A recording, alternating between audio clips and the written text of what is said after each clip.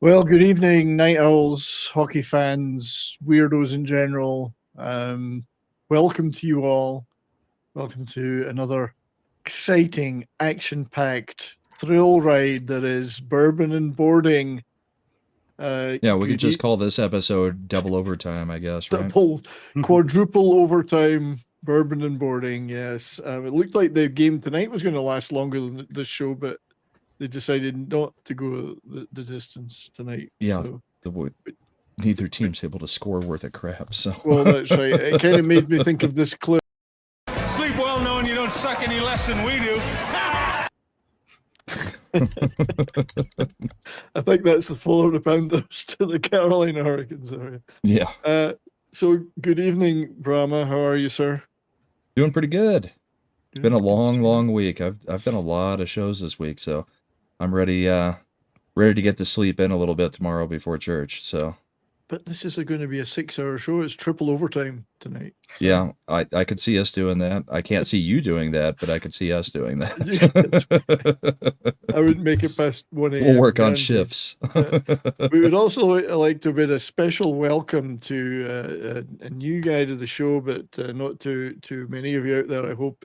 Hoff, how are you, buddy? Hey, thank you so much for having me here. Cheers, cheers. Oh, our pleasure. Cheers to you too. Yeah, we'll be taking a look at the drinks in a minute.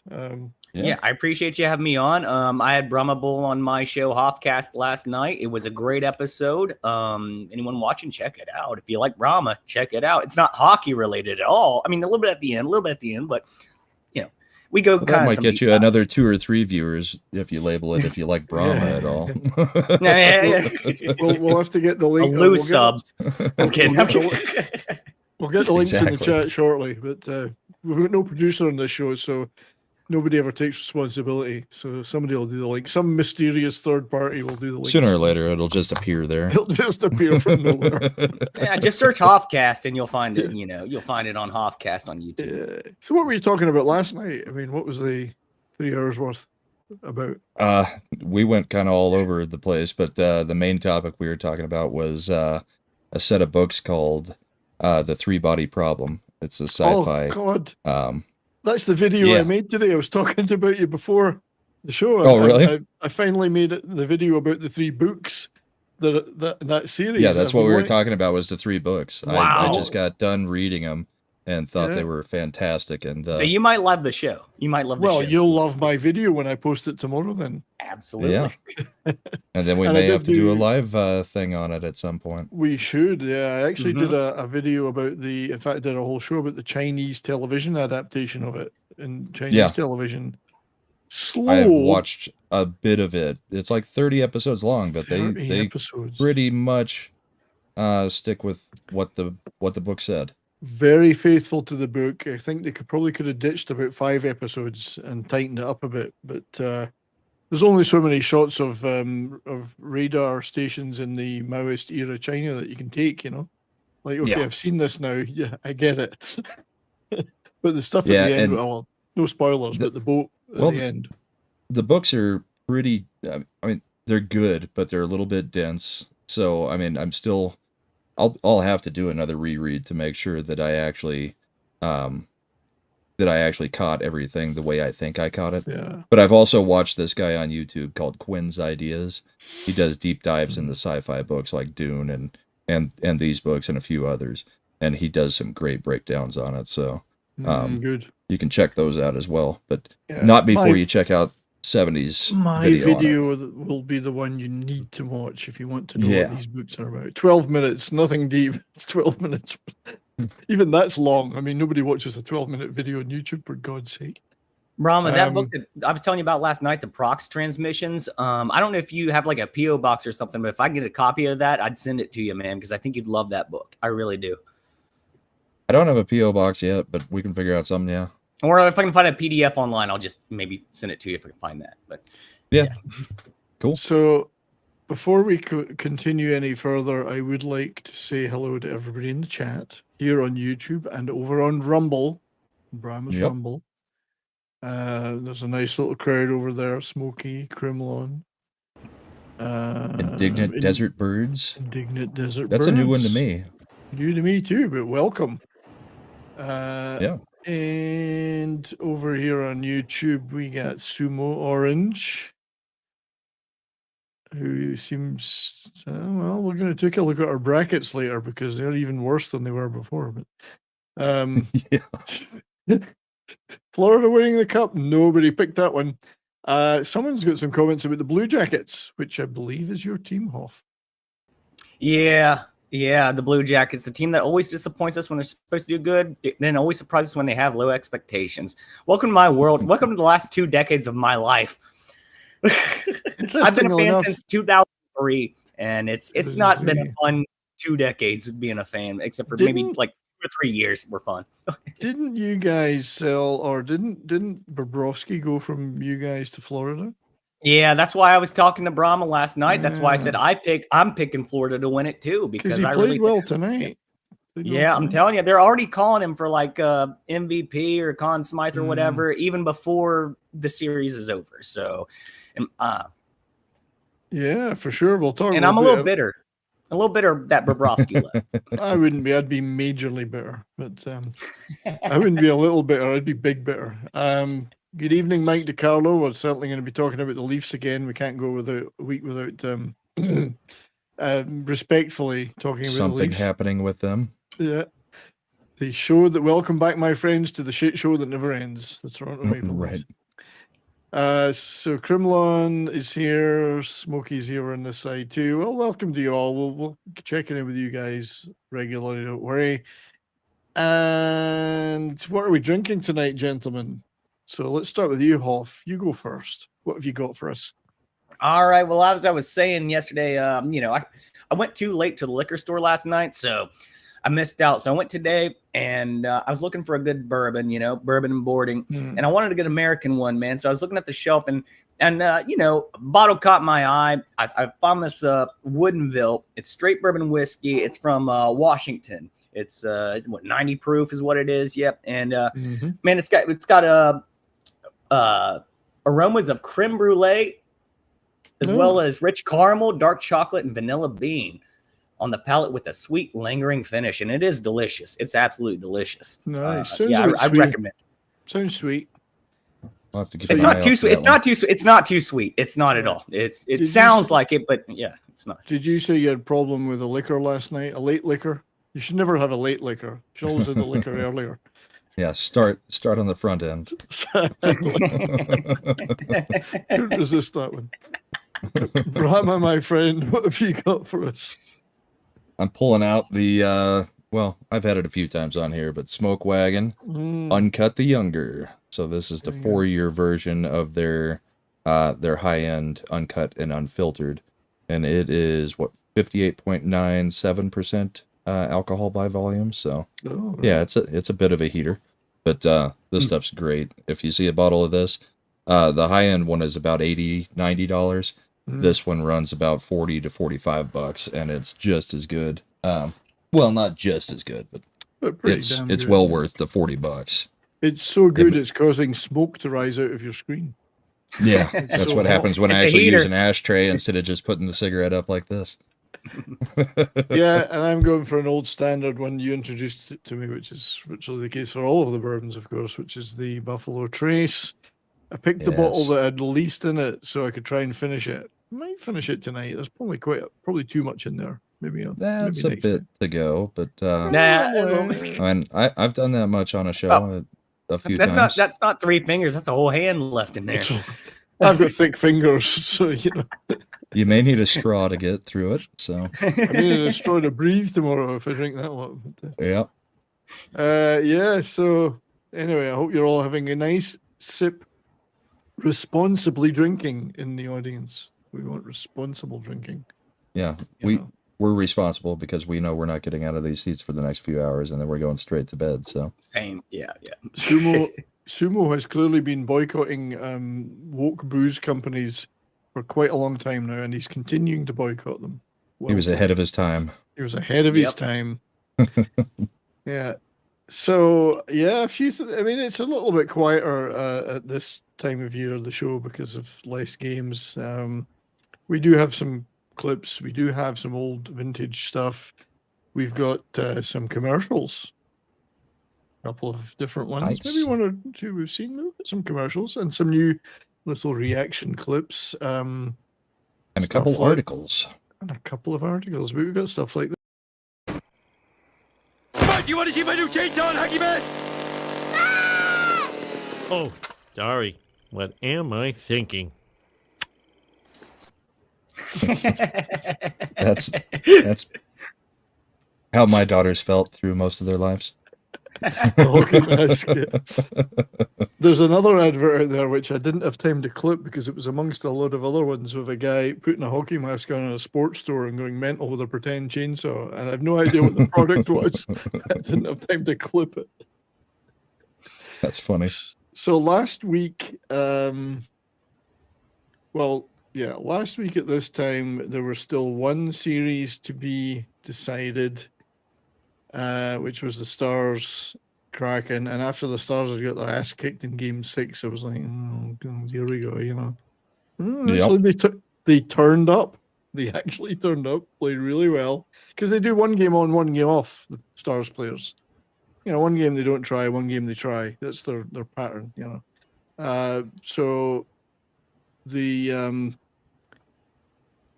goals were pretty damn good, and I'm going to show. So Wyatt Johnston, a rookie, became the youngest ever scorer of a game-winning goal in a Game 7 in the playoffs.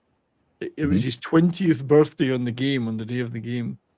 So he well Can't done celebrate to with a drink. Well, that's right, but he can score the game-winning goal, and what a goal it was! The Donald sails one the length of the ice. No icing as Johnston's there. Johnston to the backhand. Score! I'm not sure what you even call that shot. It's kind of like a backhand shovel. Yeah, straight to the top corner where the stamp is. Hit off his mask and in, yeah. It was, but 20 years old, to celebrate his birthday by getting the game-winning goal. Wow. Yeah, Grubauer is trying to figure out what happened too. I know, he didn't expect anything to happen there. Yeah, well done to the kid. Speaking of being bitter, you know how bitter I am about the Kraken and the Golden Knights, like having so much success in their first 4 years, and the Jackets like can't make it to the third Knights round. particularly lucked in because of naivety by everybody, but I have to say the Kraken, I came out of this series with a respect for them.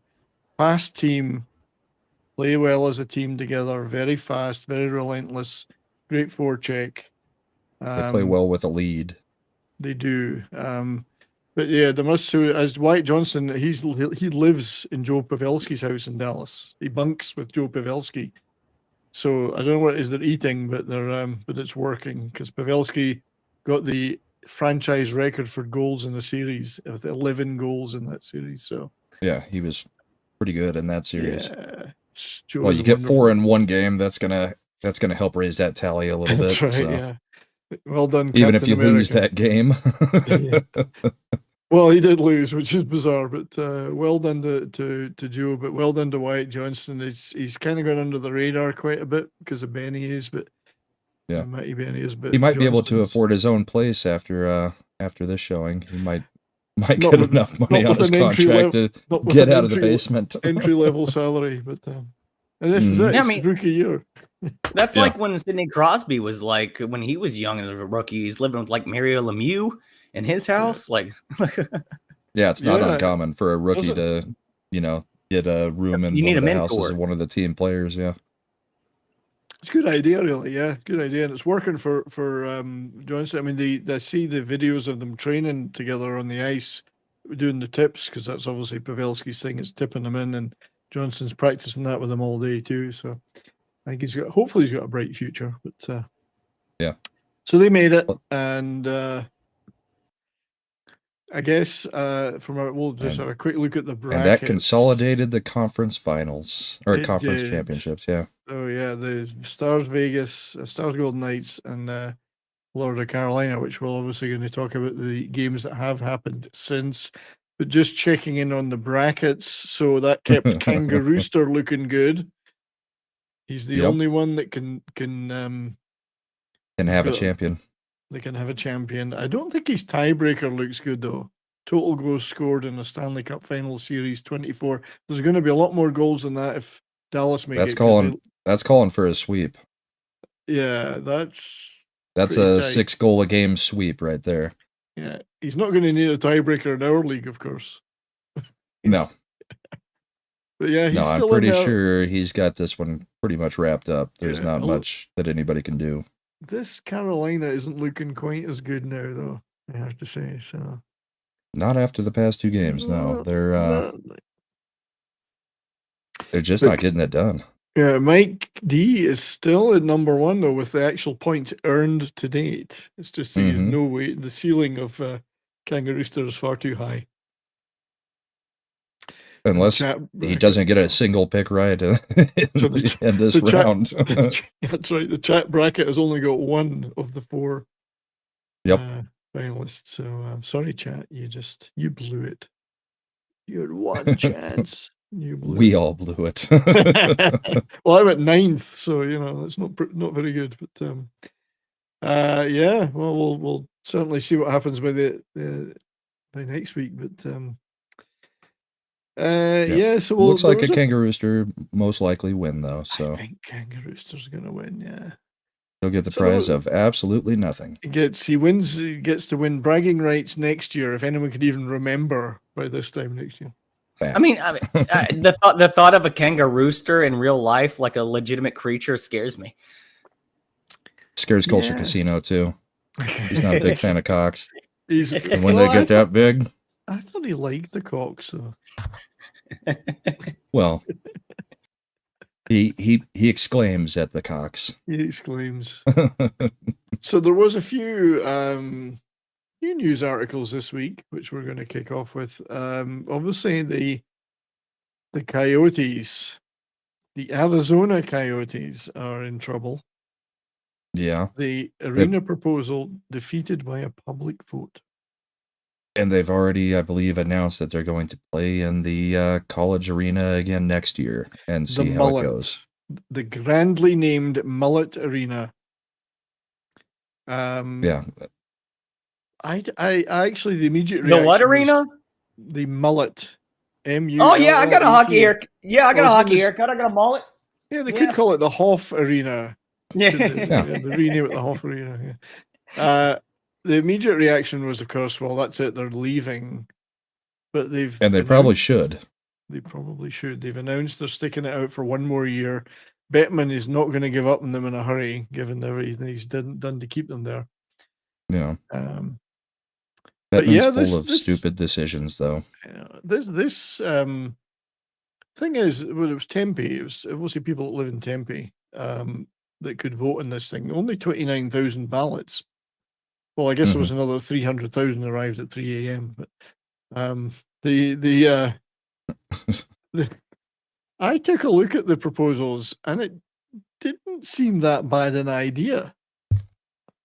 Like, Yeah, well, they were basically going to develop a whole area of town. Weren't they getting rid of a landfill to do it? They were going to build up Yeah. a shopping district, an entertainment district 16. around the stadium. yeah, 16,000. I mean, but they had to have seat 3 different props passed to make it happen. and they all lost. Every prop lost, which on the face of it, it seems a bit crazy that it lost because there was no taxpayer commitment required, apparently. But okay. Obviously, the people of Tempe would prefer toxic waste to the Arizona Coyotes. Apparently. Apparently. I mean, So there's not Sum- much else that you can take from that. That's right. Yeah, we prefer our toxic waste. So thank you to Sumo Orange on YouTube for a $2 super chat. My crap governor Lamont asked Gary for the Yotes to CT. So where would they play it? Would you think are we talking a Hartford situation here? Like, is that what we mean? Hartford, Connecticut. Oh, Brahma, you're muted for some reason. I think that's what he was wanting, was the Whalers to be brought back, but I think Quebec City is more likely at this point Well, from what we've seen in percentage-wise chances of it happening. Yeah, Quebec City's been mentioned, Salt Lake City's been mentioned, and Houston is another one that's in the frame. Quebec has Yeah. the Ramparts in the Quebec Major Juniors. They regularly get 16, 17,000 people at their games. Interestingly, I'm a little out of the loop. They're possibly relocating Arizona. it's going to have to Not happen for next one day. season, but if they can't get an arena built, then I mean, you Gotcha. can't have a professional team playing in a 5,000 seat 5,000 Yeah. seat arena. Yeah, it's crazy. Yeah. Just before we go any further on that, I would like to play a clip for Sumo to thank him for his generous contribution. Fuck you, Shorzy. Fuck you, Corey. Your mom's twat's so swampy, not even Ducks Unlimited will touch her. There's a guy at my job wearing a Shorzy shirt the other day. The 69 on the back, Oh, dude. Yeah, awesome. yeah, Awesome. loved it. Loved it. We love Shorzy. So we could be seeing the return of defunct teams, the Quebec Nordiques, the Hartford Whalers, who of course would be the Hartford Whalers ended up in the Carolina Hurricanes, so there'll be a new Hartford Whalers. It always gets very confusing when they move around because Especially when they go back, like Winnipeg. Like the Winnipeg Jets of now are not the Winnipeg Jets of old. Right, it's a completely different franchise. Yeah. I don't know if Quebec. See, the problem Quebec had last time is that players didn't really want to go there. It's hardcore French. Same problem Columbus has. Columbus is just hardcore, whatever. Quebec is hardcore French. I can't believe. I mean, there have been many years where I'm like, are we still going to have a team in like 3 years? As a Jackets fan, like, Yeah. Let me tell you though, Columbus loves the Blue Jackets. We want them to succeed. I mean, we want to be a hockey town. I don't know what's wrong with what's going on with everything. I don't know if it's the management top down or we've had different managers and like everything's been jumbled up throughout the years. It just seems like the biggest issue with Columbus most of the time is like every time we try to get a star player to come to us, they don't want to be here. I'm talking about, of course, the most recent Jonathan Quick. I'm talking about Jeff Carter. I'm talking about Adam Foote, Brahma. There are so many. Was there for a little while. I thought you said star players. Panarin. Oh, that's different. Yeah. Well, Bobrovsky. Yeah, they don't want to be here for some reason because we don't have a reputation and we can't build a reputation unless we get star players. So it's like a catch-22. You know what I mean? Like it's almost hard to do.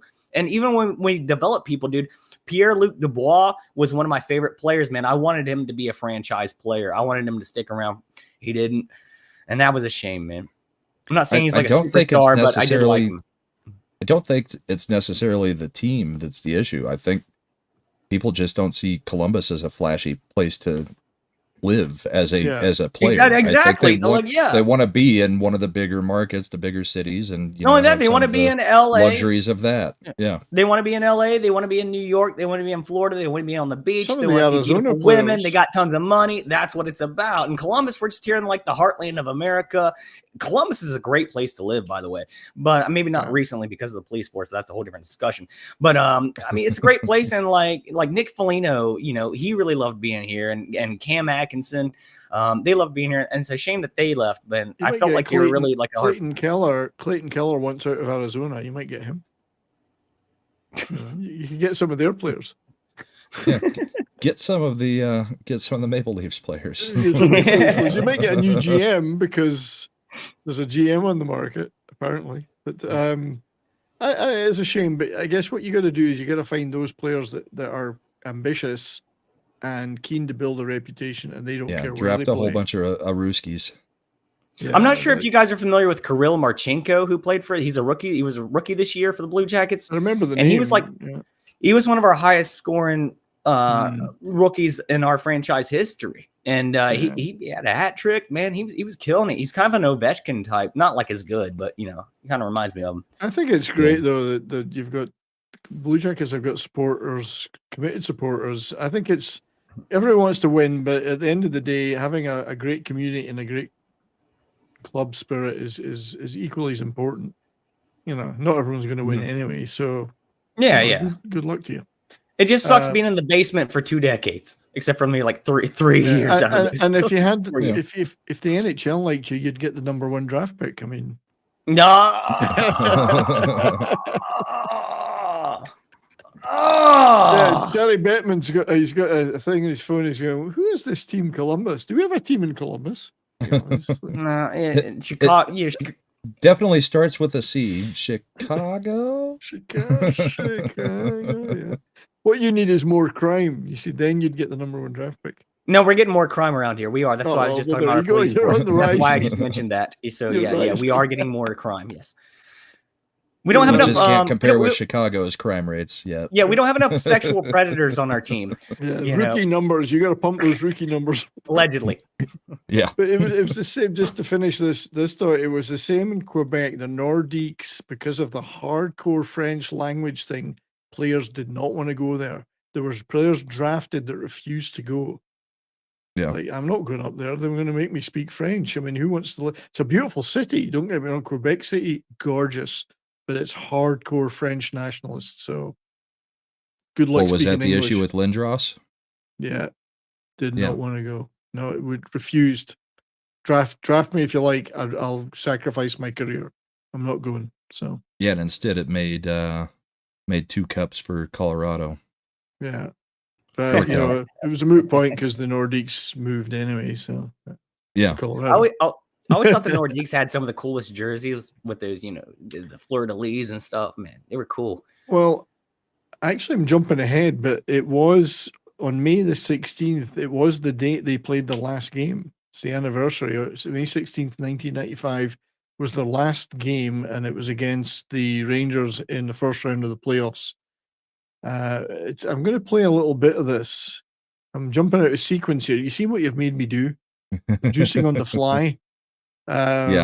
He's got a whole Word document that says exactly where he wants It's to all go. We laid just out. rarely let him It's do pasted up here. that. Otherwise, this thing turns to shit very quickly.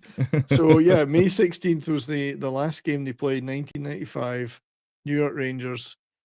I think they knew they were pretty much done. But the interesting bit is when they start talking about This team not knowing whether this may be their final game as the Quebec Nordiques. where they make moves. Today, the announcement was made by the Quebec officials that it looks like they're not going to be able to hold this team in Quebec City. So you may be watching the last Quebec Nordique game.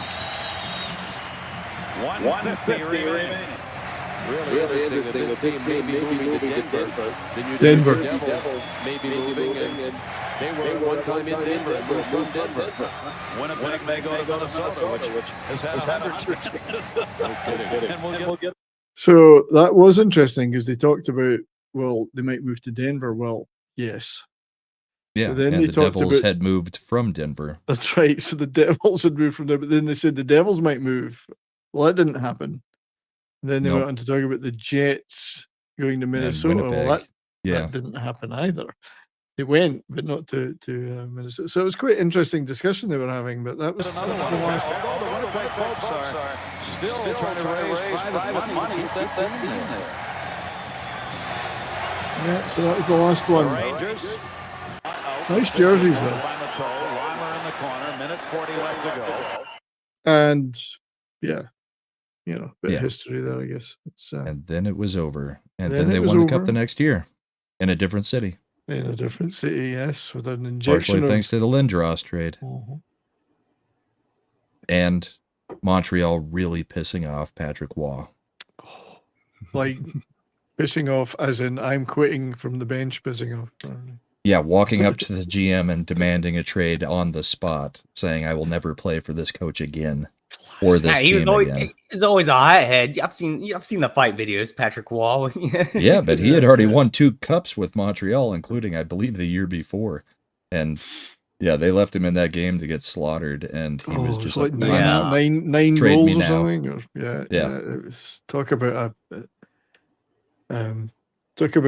upset. Intentionally embarrassing your superstar goalie, and Indeed. it cost them. Yeah. Yeah. But speaking of embarrassing, sorry, did I say that out loud, Mike DiCarlo? Yeah, this My one was apologies. funny.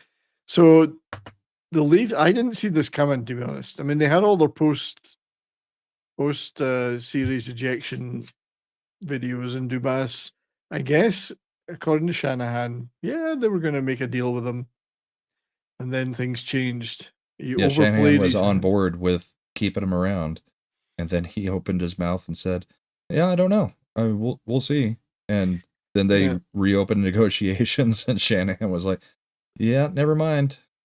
Yeah. So he talked said- himself completely out of a job. He did. He was like, "Well, I have to talk to my family. I don't know if we want to put them through this again." And I guess he thought he was being, they'll have to Aloof, hard to Yes. get. And they went.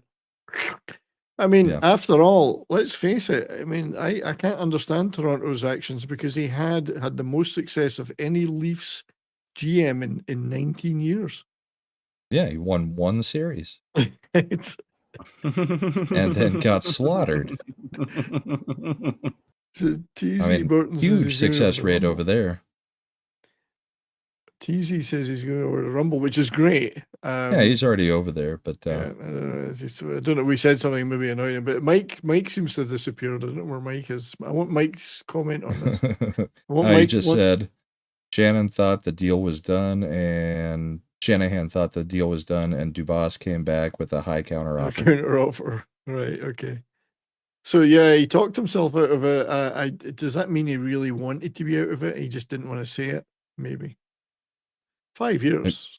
Could be. Stressful. Yeah, it's a stressful market. I think if it wasn't for the fact the Panthers are doing so well, they might have taken him on as their new GM if they get rid of theirs. Oh, wait a minute, that might not work. The fans wouldn't like that. Nope.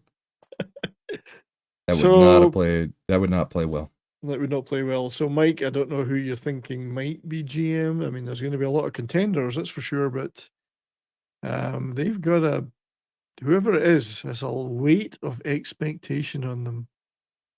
There's a number of assistants that they've already got a list of about 6 or 7 that they think might be fitting, but the way their offseason is going to go with free agency, they got to get somebody in there like now to start working on these deals. Absolutely, yeah.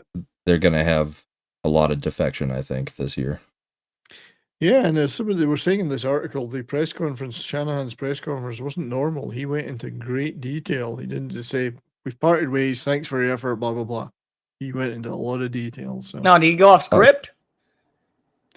I don't know. I don't know if you're a former player how much you're scripted when you're in these positions because I mean you're not a businessman. You're a former player. Yeah, because you see the interviews with the players every time. They're always saying the same things. It's every sport, but they're told like you can't say like, "Oh yeah, we're playing like crap right now," blah blah blah. You got to be like when you're back and they're interviewing you between periods in the intermission. They're gonna be like, "I know how can you come back from this?" And like, we got to pull it together. We got to get it together. And I know we're going to have a great next period and blah, blah, blah. So I know deep down, these players are feeling like crap, dude. This game ain't going well. But when they get in front of the camera, they have to kind of lie a little bit, Yeah. Never give the press more. Mike says he threw Dubas under the bus. Convenient, I guess. But, I mean, Well, it seems like DeBoss threw himself under the bus first. If you didn't say, "Yeah, I'm looking forward to next year. I'm ready to go," let's get the deal done. And you say instead, "I don't know. Maybe I'll." He threw himself under the bus. DeBoss. Yeah. Wait a minute. Where's the react? We never use these reacts. Hang on. We know there is one. We could have gone with. Wish you weren't so fucking awkward, bud. He threw himself under the bus, which Shanahan then leapt into the driver's seat and reversed over him. So that's yeah. So there we go. Leafs are in turmoil again. Who knows? Going to be an interesting offseason in more ways than one this year. It's always next year. Yeah. Always. Yeah. So we've got 3 games we're going to cover that have happened since. Last week, the first finals. 3 games. Yep. Yeah, first 3. But before we get to that, they are already talking about, because it's narrowed down now. Conn Smythe rankings. Conn Smythe rankings, and that former Columbus Blue Jackets stalwart. That's what I was saying. Forward. Yeah. Stalwart. is what he said. Stalwart. Oh, okay. I Stalwart. misunderstood. Stalwart. I thought I said forward. I was like, oh, He's not a forward. Well, actually, he's good enough to be a forward, though. Oh, yeah. He's dude, a stalwart. It's my Scottish accent. You know what I mean? You know, he's a break. Bobrovsky. Whiskey. Scotch? Aye. Would you care for a wee nip of Scotch whiskey? Finest Canadian Scotsman ever, Scotty. Yeah, so Bobrovsky certainly, and played well tonight, that's for sure. Played well, very well tonight. Yeah. He's not, I mean, I don't know who does these rankings. Is this just the daily face-off rankings? Yeah, it's probably just their writers. Yeah. I mean, it's got to be one of these four teams. Surely they wouldn't go off the board and pick someone not in these four teams. Typically, it's almost impossible to win it if you're not in the finals. Indeed. Rupee Hintz, number Really? 2. Hintz has been brilliant. He has been really good. 19 points postseason, second only to McDavid. And unlike McDavid, he's still playing. Yeah. I mean, that's the funny thing about the playoffs and the Conn Smythe is you can have somebody really hot for a round or two, and then their team loses, and there's no reason to have a discussion about them. The other weird thing is, because they put so much on, like, the offensive side of it, and how many goals were scored, that kind of stuff. If you have a team that sits there and sweeps through the first 2 rounds, and you have like a McKinnon or somebody like him who just, puts up the usual amount of goals, but they're only playing 4 games in the first round, 4 games in the second round, and other teams are playing 7 games, and it's like, okay, well, this guy's got like 20 goals. It's like, yeah, but his team had to play another 6 games. I mean, so he's had more opportunity. Yeah, of course he's going to have more scoring opportunities because his team couldn't get it done. Yeah. But it's always kind of weird to look at stuff like that. I don't think Rupee falls into that category, though. I mean, he is playing really well. Yeah. Sorry, the reason Hoff, I picked the Panthers. Oh, you're fine. I didn't mean to interrupt there. The No, reason I go picked ahead. the Panthers is because I thought that Boston was going all the way this year with their record, their A lot play, of and us then did. they lost they lost 3 in a row to the Panthers. Like that's hardcore right there. Yeah, and there's always some surprise, and that was a big one. Yeah, there's always a surprise. Although we did spend half the season saying we could definitely see it happening. We brought it up quite a bit throughout the season, mostly jokingly, but happened to the Lightning when they had that record 2019. season. Yep. So, just would briefly like to thank our great friend, my brother. Good to see you, brother Darius Munchausen. He's not really. He's my better than my brother. I never speak to my brother. I speak to Darius all the time. Not that I'm against my brother. I just just don't talk a lot. But let's not get into that. But he's an okay guy. But so thank you, Darius, for $1 Box of 49 popcorn. super sticker, which funnily enough appears to be a red box of popcorn. So for you, Darius, for you, Zavant is over. For you, you get your favorite clip, our favorite clip. Take him to Detroit. No, not Detroit. No, please. Anything but that. No. Red Wings suck. Red Wings suck. And the usual refrain. Yes, Red Wings sucks. But thank you, Darius. Good to see you, brother. Yeah, so Matthew Tkachuk is third on this list, and let's face it, I mean, much as we might slag him, he's playing really well. Yeah. And scored again tonight, the critical game-winning goal. Yeah, he's getting it done. I mean, it's just these first 2 games, I know we're getting into them, but I mean, wow, even for a 4 overtime game, it was just like, come on, guys. Even the announcer was like, at the end of the third overtime, I think he said there's 1 minute remaining in the third overtime. I'm so sorry. Number 4, Jack Eichel, who certainly seems to have had a renaissance since going to Vegas. Not my favorite. Yeah, coming back from the surgery. Yeah, not Buffalo's favorite player, that's for sure. But I would have swapped these two. I would have put Miro above Jack, but I'm a homer, so what do you expect? Mira's just been a total stud, as proved by the fact the one game he didn't play, we absolutely got slaughtered, and he's a Difference total making. stud. Yeah, I mean, smacked in the face of the puck, tons of stitches, whatever. Still plays 30 minutes a night. Yep. Speaking of Buffalo, in my experience as a Blue Jackets fan for the past 20 years, I've been to so many Buffalo games. Not there, but in the Columbus plant or Buffalo in Columbus division rivalry. And let me tell you, man, I'm not trying to throw any shade here, but Buffalo fans are the worst.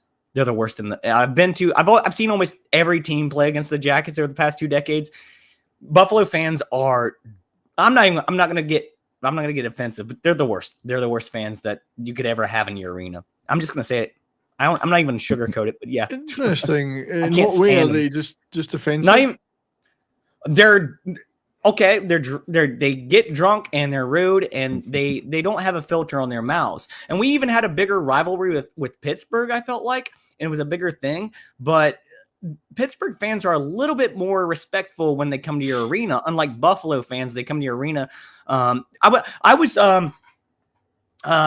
okay. For one example, I was on an escalator going up to my seat, during intermission, and this drunk Buffalo fan gets on the escalator, and I'm not even looking at him, and he doesn't even look me in the eye. And it's just us on the escalator. And you know what he says? He goes, I'll censor myself because I don't know if language is allowed here, but he goes, "Do what you want, mate." Language is allowed. No gamer words. Cussing fine, but no gamer words. Say what you want otherwise. What's a gamer word? The ones that get channels nuked. Ones begins that might be said in a sporting event. Well, I'll just censor myself. I'll just censor myself. The guy he doesn't even look me in the eye, and he's drunk, and he's got the Buffalo Letterman's jacket on, and he just looks off. He goes, "Umberger's going to get knocked the F out," because you remember when Umberger got dropped that one time. He literally got knocked out cold on the ice, and it was just me and him, and he just said it out loud, and I just stared at him, and he wouldn't even look at me.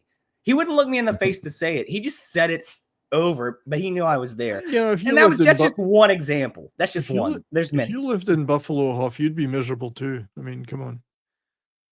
That's true. I mean, That's true. I've been to many games in Buffalo, and I found them to be a relatively welcoming lot, but very dispirited. I just feel that they're very disrespectful in our arena compared to every other. Must be a Columbus Buffalo thing then, because the games it's probably a division rivalry thing. I still would give it probably to Boston fans for all sports. Boston fans are the worst in every sport in my history. Actually, the only fans that are worse are Kansas Jayhawk fans in college for college basketball. Really? Those guys are such a pain in the ass.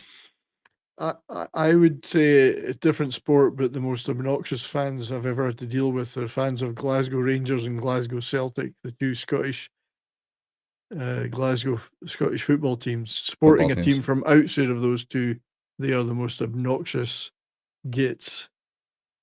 Yeah.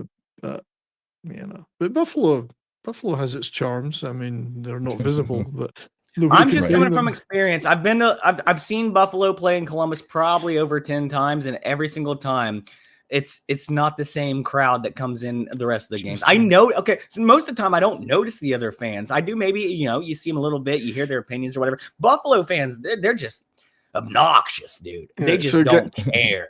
Gary Bettman's just checking his phone right now as well and saying, "Wait a minute, there's a team in Buffalo as well." Right. And DeCarlo says Habs fans are the worst. We just got a Snow Dub raid on the YouTube side, so thank you, Snow Dub. Hey guys, thanks for being here. Yes, there was no. I noticed Jock McHugh and Sean and Shear Won the Sheep were not on the Cotton Council tonight, so damn shame, but they'll be back, I'm sure. Nice. So just briefly going back to this list, 6 and 7 were Slavin. I always call him Slavin, but Slavin is correct, I think. And Brent Burns.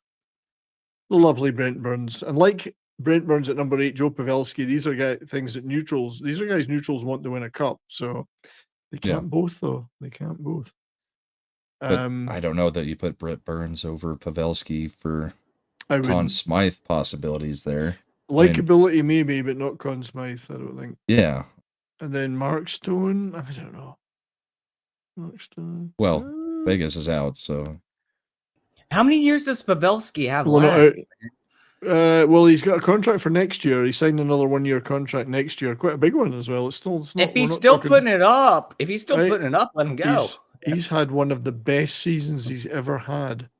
Wow. For points. So, and he's having a brilliant postseason. So, you're not even going to comment that I jinxed you there with you did. Vegas. You said Vegas. I know, I heard that. I was about to say something, but I wanted to see if you'd catch it. No. Well, they're not. In effect, they are already out. Yes. Yeah. And rounding it out, number 10, Martinique of the Hurricanes. So, are we missing anybody? Who would you put in if you didn't put those guys in?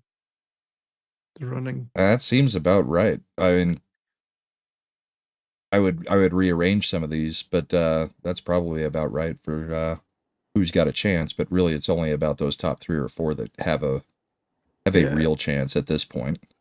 I mean, looking there's at the in the hunt at the bottom. In the hunt at the bottom is kind of like looking at those. I'm not sure I would replace anybody in that top 10 with those guys. No, definitely not. Ottinger would have had to have been much more consistent. Yeah, he's been 50-50. And have a much better save percentage even in the games that they've won. So where's Jamie been this year? No, he's had a pretty quiet postseason. He's only had 3 goals. Half the time he's been non-existent. Same with Jason Robertson. He's old manning it and letting Pavelski take over for the old man position.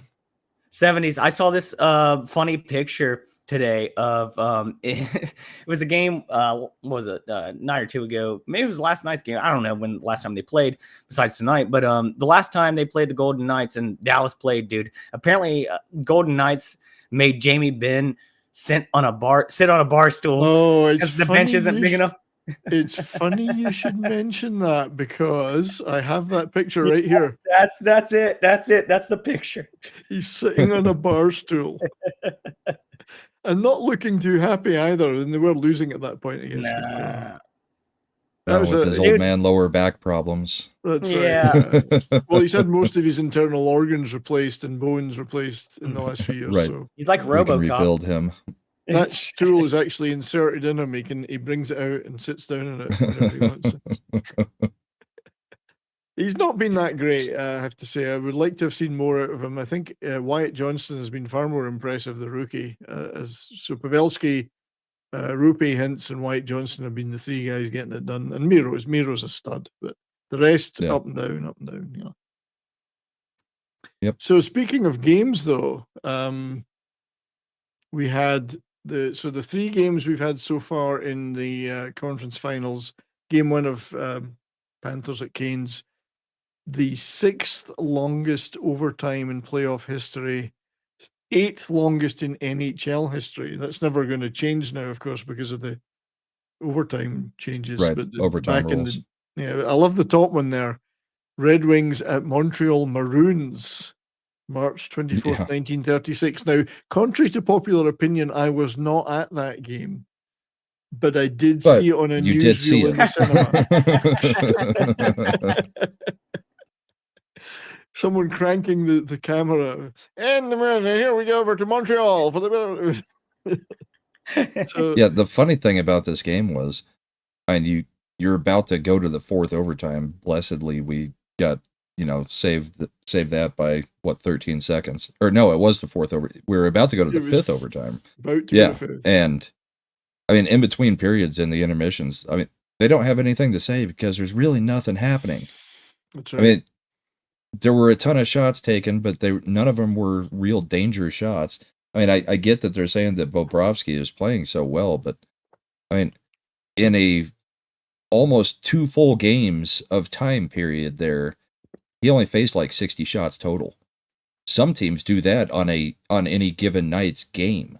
So, yes, it's impressive, but they're just not getting real good scoring chances, and some would say that it's really good defense, but I mean they are peppering with some shots at times, but it's just not high value chances. They're not dangerous. I believe some players did go for a smoke break during each period, the overtime period. So, Yeah, well, they're luckier than I am. When I go to the games, we can't smoke. Even you can't leave the building and smoke. They got rid of all designated smoking areas at the Pepsi Center. Well, the ball arena. You're like this.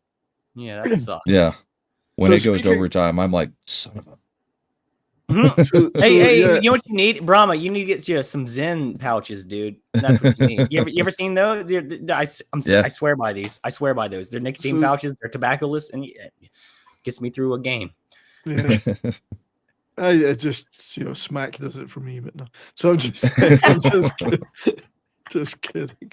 Right. So you're talking about the lengthiness and boringness of the game. Well, you got to see this then. You mentioned he's been the guy that they fast asleep. Situation, Paul Murray's having such trust in him. That was in the fourth overtime, and the guy's zonked out. He's gone. Yeah. Don't you think they get a little bit too conservative with their play in overtime, especially during playoffs? Especially during playoffs, like the players they don't want to be the guy to make a mistake, and lose the game. Nobody wants to be that guy. Could you have a word with the Dallas Stars players then, because that's exactly what they do every overtime. We've not won an overtime yet. Let's get this thing over with and move on to the next game. I think that game started at 6 p.m. my time, and we did a whole show, and it was still going on, and then it still went on till midnight, 12:30. And they played. I mean, the game lasted about 6.5 hours, even though, it was crazy. But. So it was the first game, and it was in Carolina, but Florida came out on top. We have a couple of clips. Here's the game-winning goal from. Hang on, oh shit! I gotta get this open. My God, technical problem. There we go. Got it.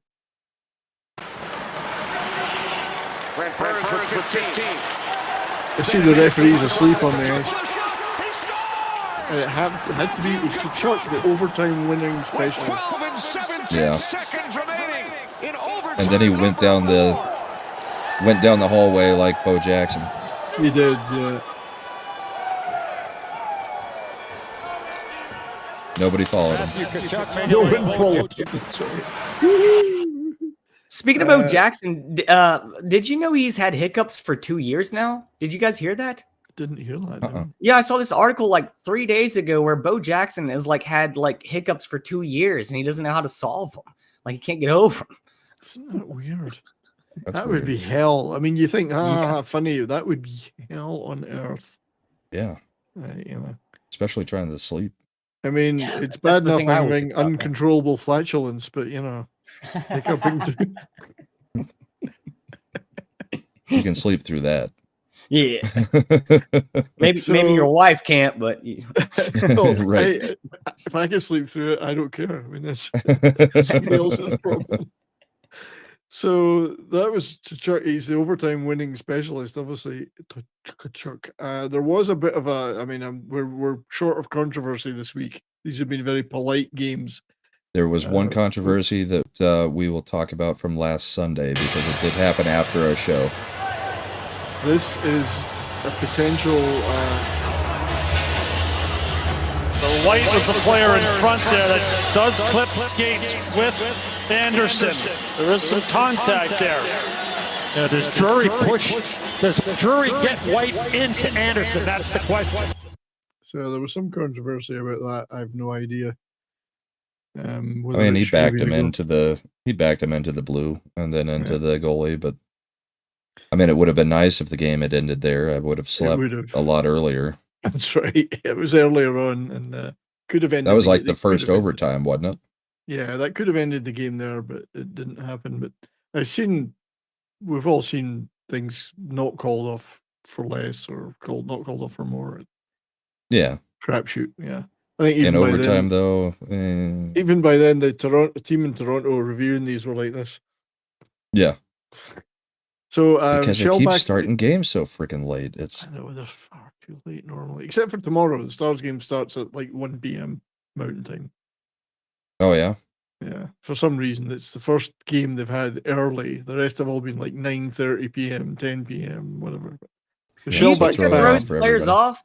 Do you think that throws players off or gives them an advantage at points? But a different, because I know I feel different throughout the day. I feel different earlier in the day than I do at night. Well, I've typically. never felt you. I mean, you're a bit spongier at this time. Yeah, a little drier in the morning, until I get. I mean, it's always seemed to me like the Avs have played very poorly during afternoon games compared to night games. I think it's, not getting a nap in the afternoon after the morning skate and being fresh and ready. I don't know. I think some players just get used to the usual times.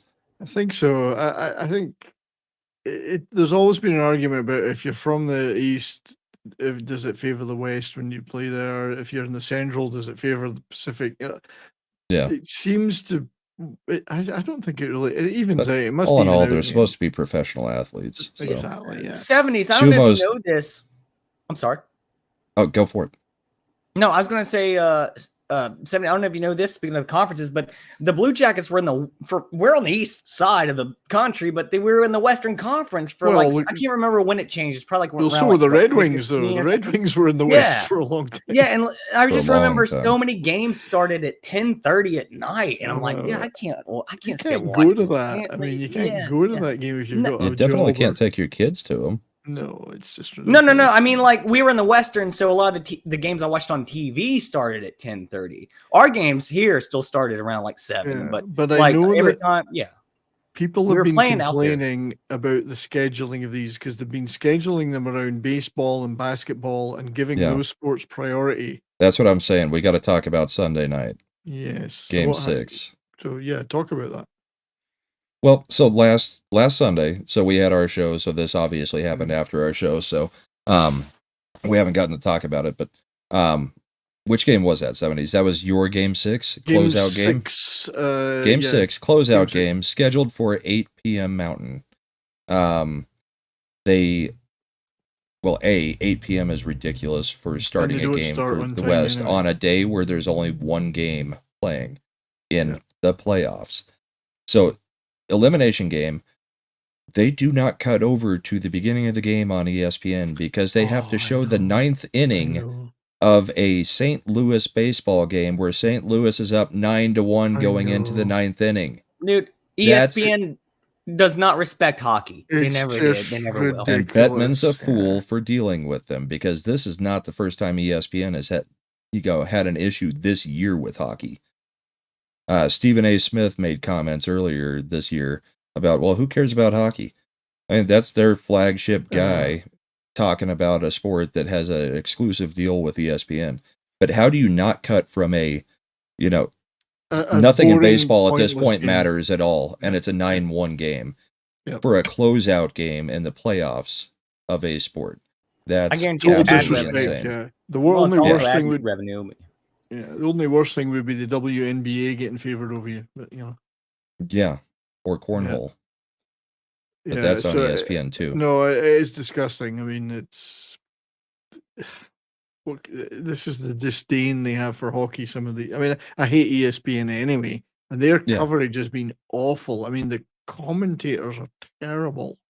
Yeah, there was a few comments not so in the bad, chat actually. about that TSN tonight. has been okay. ESPN really bad. And it's such, you can tell they're reading off a sheet most of the time. So yeah. So and they have their talking points from before the game. You got to watch this player, and it's like this player hasn't been doing anything all night, or this player got injured in the first period, and you're still talking about him in the third period. That's right. Yeah. Like he's still playing. One team's winning quite easily, and they all talk about is the other team. Yeah. Oh, and by the way, they're losing 4-0. Sure. So So this time, as Sumo said, it's time for an ad break. We're going to have several ads tonight, so let's get started. It's top of the hour. Time for an ad break. Pump check. Couldn't stop. Butterfly. Couldn't stop. Fix it! I couldn't stop. And now I'm a cheerleader. So do you. Hey, buddy. Just wait there. Welcome to Burgerama. May I take your order? Can we get a double cheese? Didn't you choose to play for the Blackhawks? Yeah! Used to play for the Blackhawks until Sergei Fedorov showed up with his explosive skating style and powerful shots that exposed a weak club hand! Weak club hand! One double cheese. Mr. Long-haired Russian freak boy skating around this fancy, nicey state! I was employee of the month. I was employee of the month! Did you notice who the kid on the right in the commercial was? Rob McElhenney. Mac from It's Always Sunny. That was the guy on the left. The other guy was from American Pie.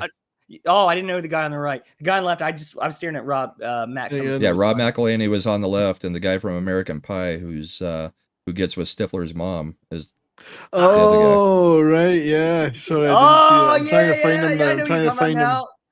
He looks, Let's see if I can find him. Yes, that's definitely him. Wow, dude. Well spotted, mate. Well spotted. I can't remember his name, but he got with Stifler's mom and the Finch. Yeah, Shellback got it. Finch, that's right. Yeah. God, well spotted. I've watched that 4 or 5 times today, and I didn't spot that. And the guy next to him is Rob McElhenney from Always Sunny. Yeah. My favorite show of all time. There's a bunch of these, so we're going to show a little more. There was a whole series of them with the Fedorov Nike commercials. So I think this is the next one. And this goalie getting upset by him ends up in jail. It goes all the way through to him.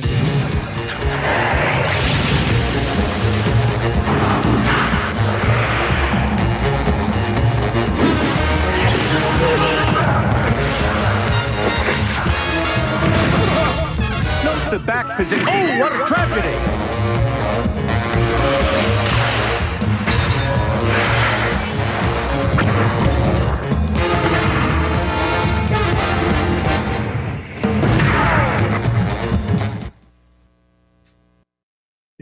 Yeah, I'd have been fine with him getting hit by a Zamboni. I'm sure you would. Oh, I miss ads that didn't pander to people. Fun fact, I went to a house when I was looking at buying a house in Dallas. I went to a viewing at a house, and it was full of pictures of Fedorov on the wall. It was actually somebody that worked with him, and they had a company doing something. I don't know what it was. And it was just wall-to-wall Fedorov. I thought that's pretty nice. Red so it does suck for you. It's like, but of course, that led to then a couple more of these. Hang on, I'll just.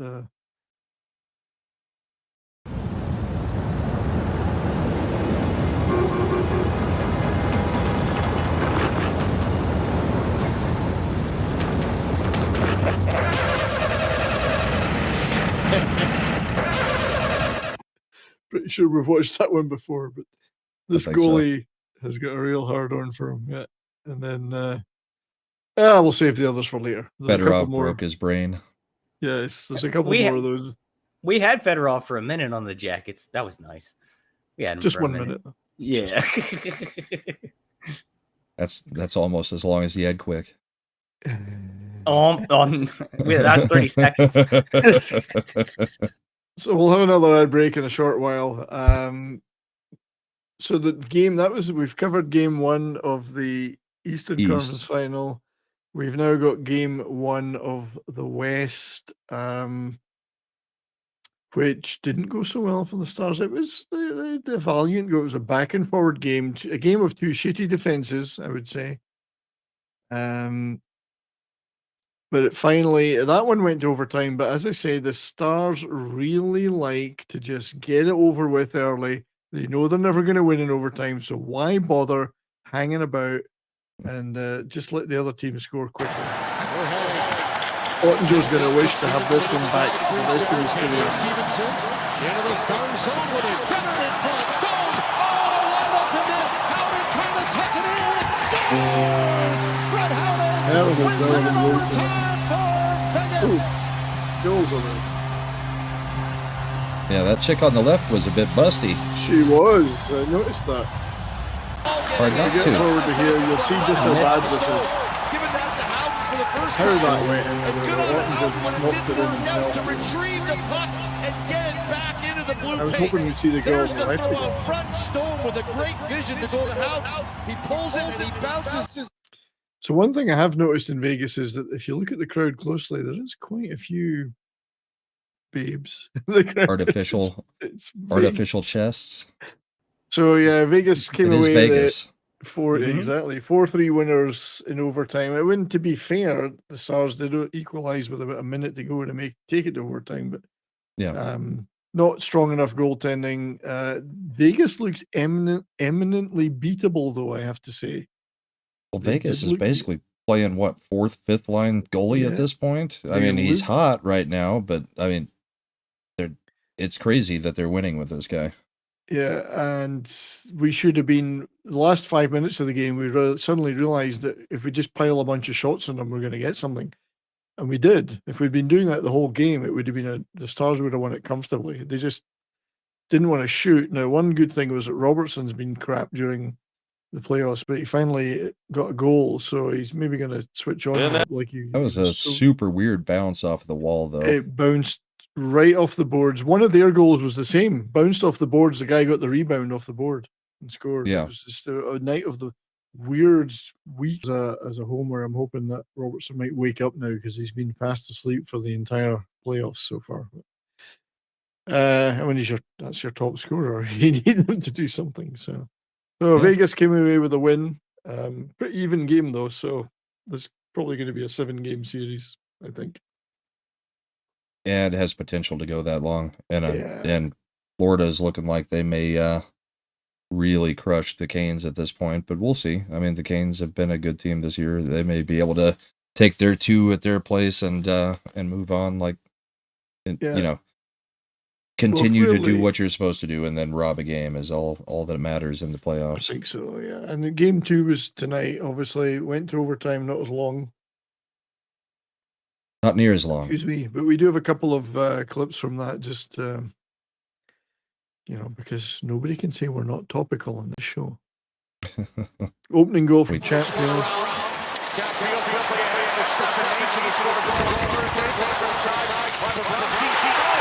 Not a bad tip. No. That almost looked offside. Maybe I'm wrong on that. That almost looked offside.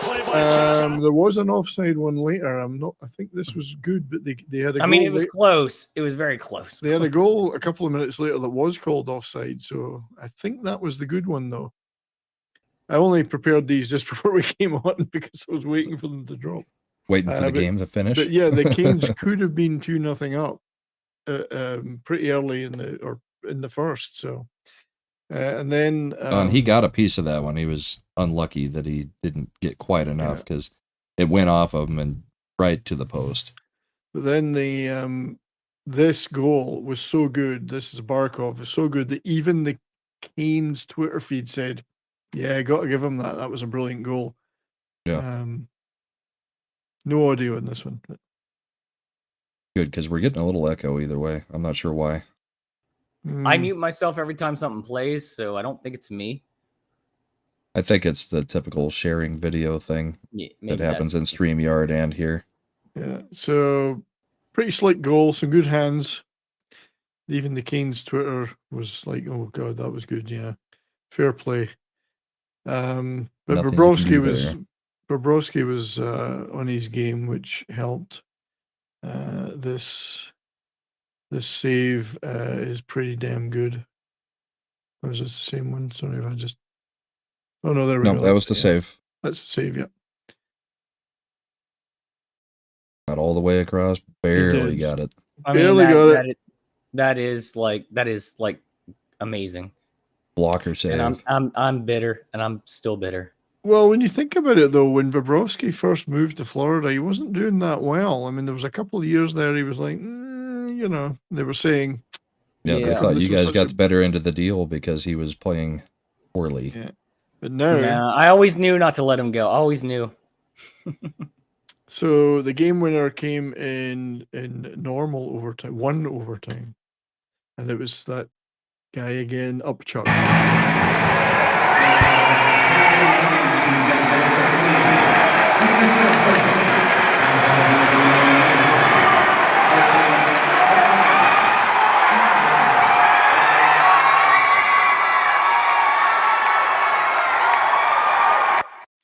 So you got to be pretty deflated if you're a Canes fan. You've lost both your home games.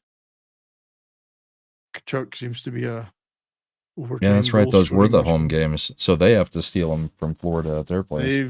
They've got a mountain to climb now, I would say. You can tell once the Avs are out, I pay slightly less attention. Right. I know what's happening. I just don't care where. Yeah. So it's 2-0 in that series, 1-0 to Vegas in the Star series. We shall see. Oh, what you got now? Hang on, let's. Just popped open a new bottle of Eagle Rare. Right, It is the big brother to Buffalo Trace. That's the 10-year, whereas Buffalo Trace is their 8 or 9 year. Sumo is talking about next year the Vegas Ice Girls might have Dylan Mulvaney. Don't tempt them. even joke about that. Don't even bring that. Don't bring that energy into No. the universe. No. At least hockey is like the only sport that said, "No, we're not doing the stuff. We're not doing it." You know, and then Bettman was like, "Oh yeah, we got to take it out now because all these players are coming out like making us like look bad." Yeah. You got to give credit to the NHL or at least hockey players for standing up. You know, it's about the only major sport I still watch because they're the only ones. The league may have tried to go woke, but the players certainly didn't. Exactly. So man, I love hockey. We were talking about Bobrovsky and what a great goalie is, but he doesn't look like a great goalie. This is what a great goalie looks like. The great Gump. Yeah, look at him sideburns. He looks about 58 years old there with no goalie mask. Dude, even the guy behind him has a helmet on. I mean, he's in peak physical condition playing for the North. Peak physical condition. Brill cream, I believe, is the answer to the question. That's what keeps the hair. The great Gump keeps the hair in that nice 60s, 70s style. That's right. That's what a great goalie looks like. No face mask, no physical conditioning, but saving the day and not a hair out of place. I love it. And his face isn't covered in scars. Have you guys ever showed that Labatt Blue commercial where it's got the 400-pound goalie who just backs his ass up into the net and just the pucks bounce off? We have that clip. Yes. I got that one, and I think the one with the walrus where they put the walrus in the goal too, and he falls asleep. I gotta take a second to find it, but we have that clip. Dude, I haven't seen it in years. If you can find it, I'd be amazed. We've got it in the collection. Unfortunately, the collection of commercials has gotten to about 70 or 80 commercials. It's so big now. It's hard to find the correct one at any given point. Yeah. No, but it's a beautiful collection, though. These ads, dude. The mullet guys. Remember when Bud Light was cool? You know, not actually. I never drank it, but they had the Bud Light mullet hockey guys, man. And they were always like grilling out. Look for that one. I love this. So this is the one I think we're talking about. Hang on. Yeah, this is it.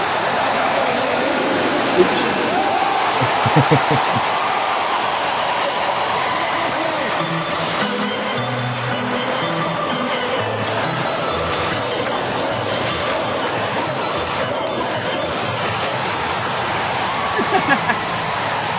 Who says a pro athlete can't be out of shape?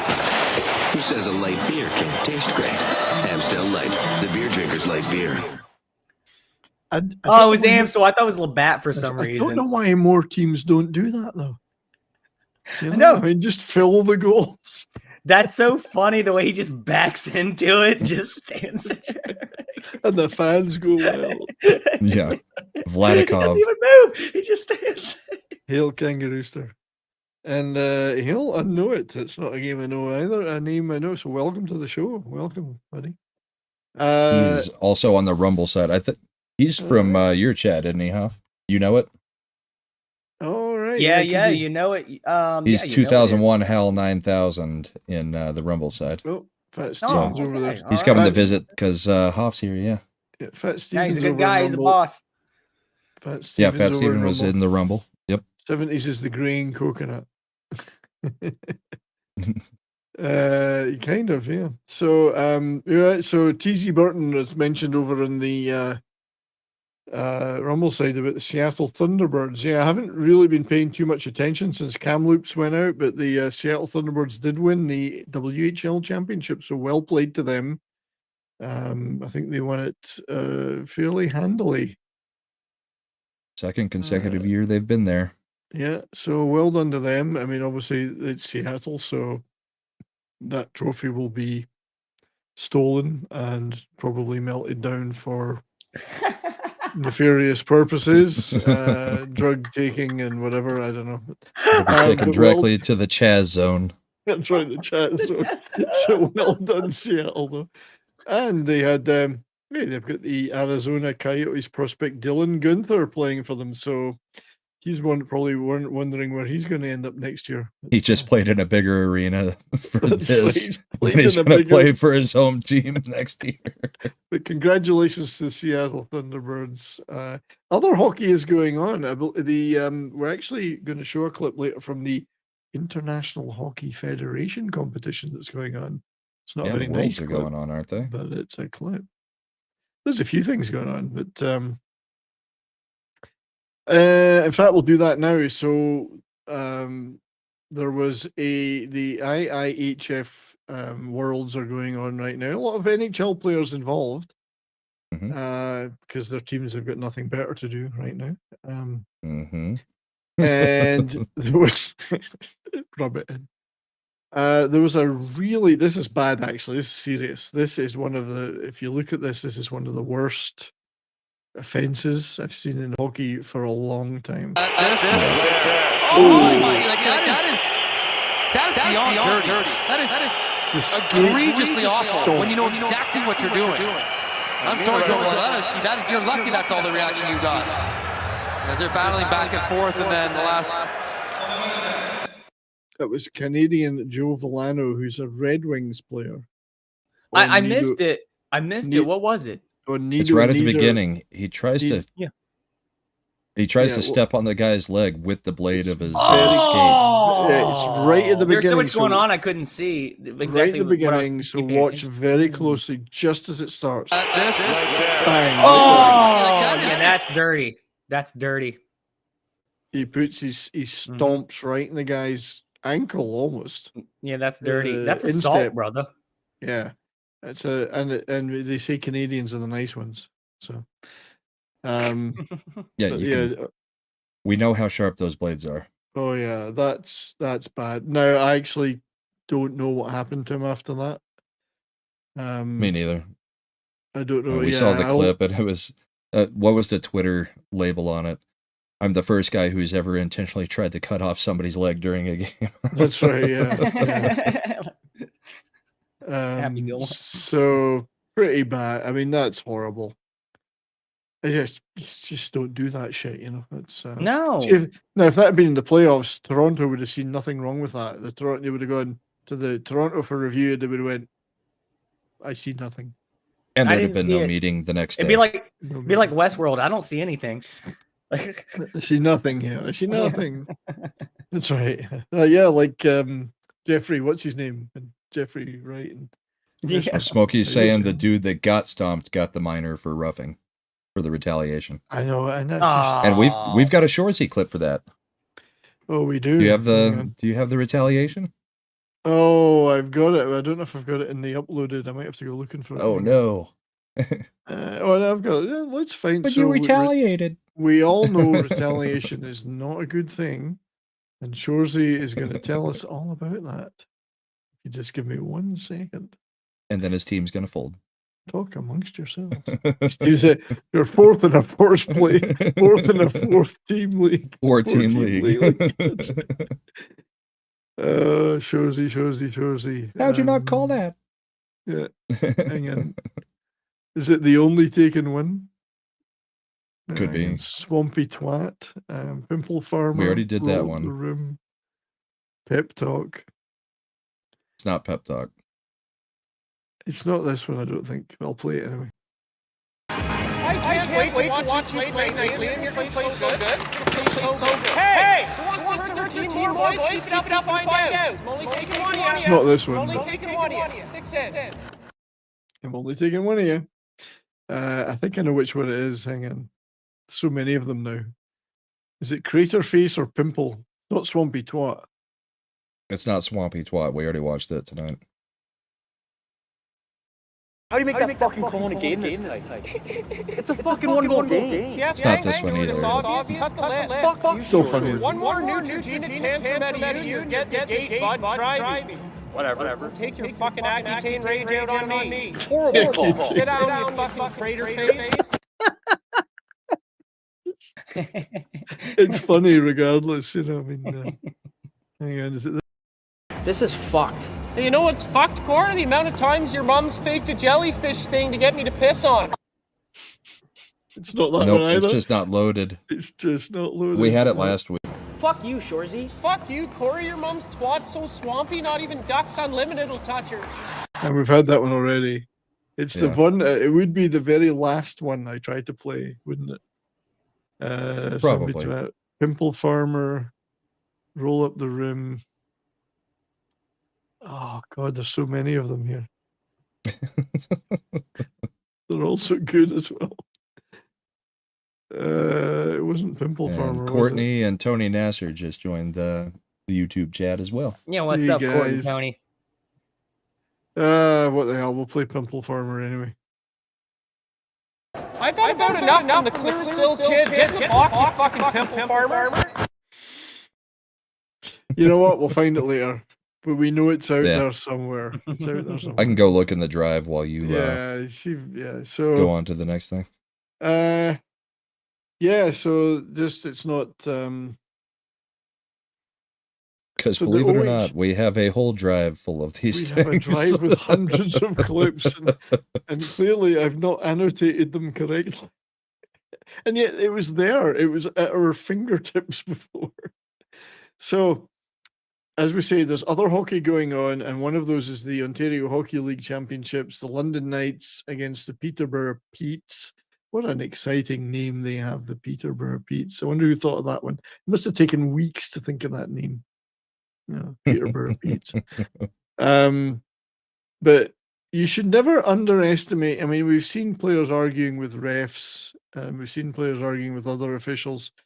But never underestimate the lowly penalty box attendant, because he too has pride, and he too is not going to put up with shit. And this is what happened in this last game in the OHL.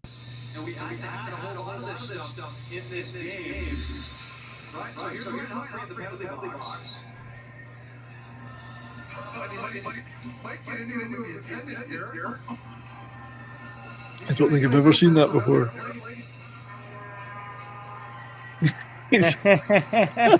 Get stuck in there. You sit down, boy. That's You sit right. down, you shut up. That is fucking hilarious, I have to say. Just, Young man, sit down. The header on the tweet was typical London Knights behaviour. So, and having been at a London Knights game, I can agree that is typical London Knights behaviour. So the OHL, that I've never seen that. The penalty box guys, there's nothing. They sit there with a clipboard. That's the first time I've seen one of them get upset. I'm not sure why he was getting upset, but he got upset. I bet that old guy used to play hockey. I bet he did. Oh, bet he did, and I bet he was a dirty bastard as well. I think what was on people's legs with skates. That's right. I think the London Knights guy must have been trying to prevent the other guy from coming out of the box or something, and while he was going in, and just. But I'd love to know what he said. Like, back in my day, I would have you whippersnappers. Yeah. Let's start miking the penalty box officials. Oh, miking them up a little bit. The guys, they At least sit there that with guy. a clipboard. I've often wondered what they're doing with that clipboard. I mean, he's just like writing his shopping list on it, or it's grocery list, or drawing pictures of naked women, or Yeah. It's like on Big Lebowski where he draws that thing on the post-its, and it's the guy. That's right. Yeah. Jerking, Kangarooster's always wanted to be the penalty box official job. I think it would be the easiest job in hockey, but you're still part of the team. But have you found it, mate? No, we'll dig it up. Don't worry, we'll dig it up. It's out there somewhere. Brahma, I think you're muted. Thankfully, you're muted. Yeah, I can't find it anywhere. I looked into Google Drive and everywhere, and no sign of it. Unless we labeled it something completely stupid that has nothing to do with anything. I don't know, but we should probably have another commercial then, just before we move to our vintage clips for the night. So where were we in the goalie stuff? Oh yeah, so we've got another one of our, another Fedorov goalie thing. Obviously, goalies hated him.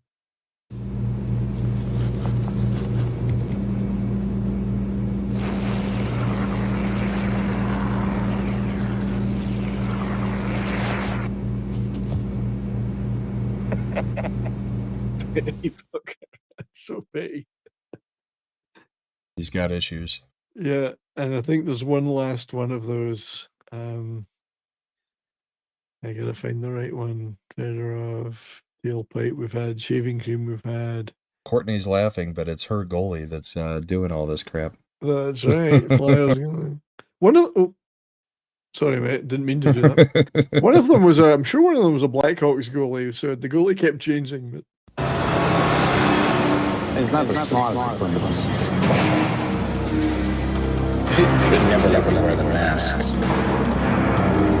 I'll give him one thing. He had a nice mask. Very nice. I have a goalie stick and a sharp skate. Sir, this is a bank. The hockey rink is down on your right. What seems to be the problem? This gentleman has a goalie stick and a sharp skate. Give me some money. Is this a robbery? It is a robbery. Unable to stop Rod Brindamore, goaltender Lee Warwick turns to a life of crime. He is less than successful. Who robs a bank with a skate?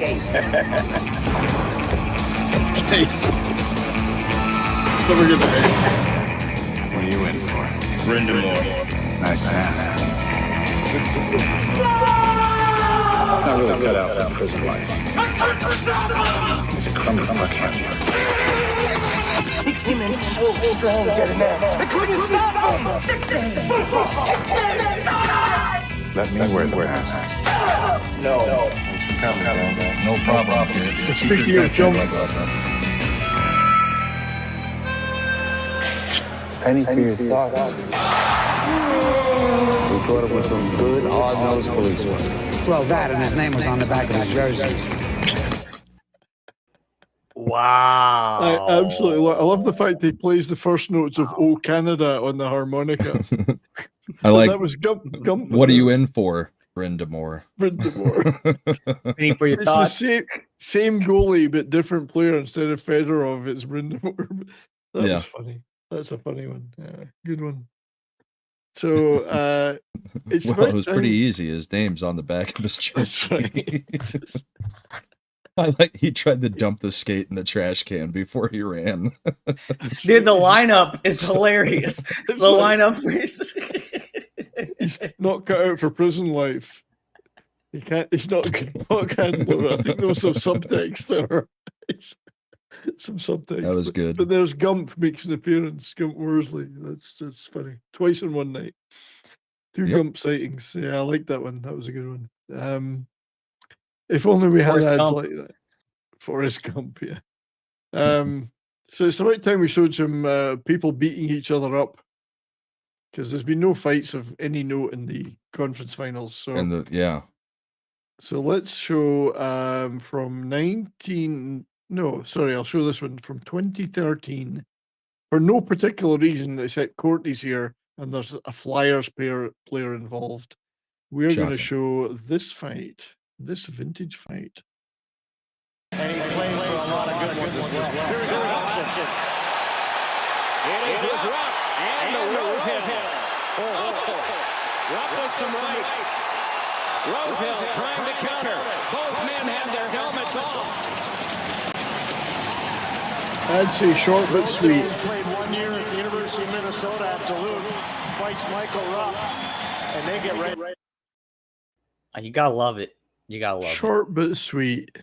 Yeah. I don't know. I don't remember Rosehill, but he did he made a fair accounting of himself. That was for Courtney. Yeah, it's not like the old Flyers. She says all the best fights for Flyers. I don't know about that.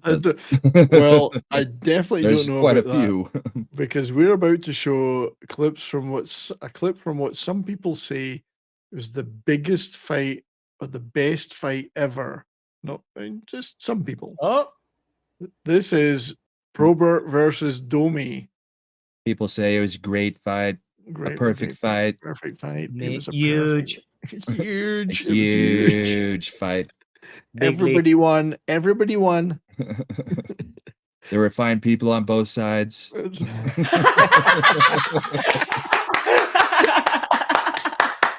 So That's the joke of the night. This is from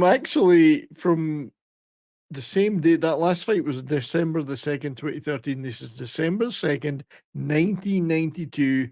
Bob Probert versus Ty Domi, father of Max, Dallas Stars player. Some people say this was the greatest fight of all time. I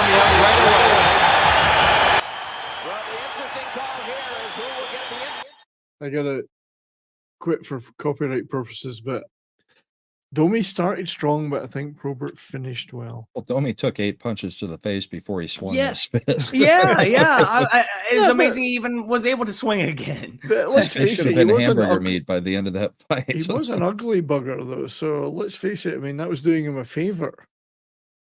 Really, Yeah, there was a pretty rearranging his big features. size disparity there. Let me rearrange your face for you.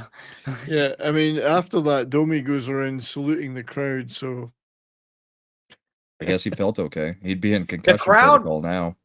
You could hear the crowd in that video going wild, dude. but Wild. that was fun. I mean, an old-fashioned just go for it. Who cares? Refs don't intervene. Brilliant.